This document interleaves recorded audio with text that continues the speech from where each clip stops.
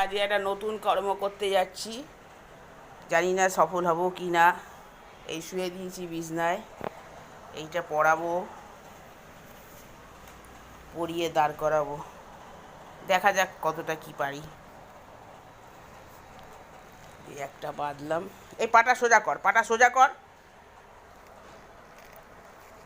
তোমার আঙুলে কেউ হাত দেয়নি, অত সরসরানি কোনো দরকার নেই।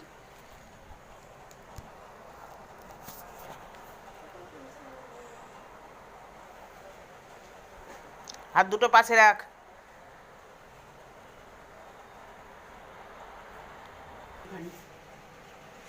45 সেকেন্ড করছি।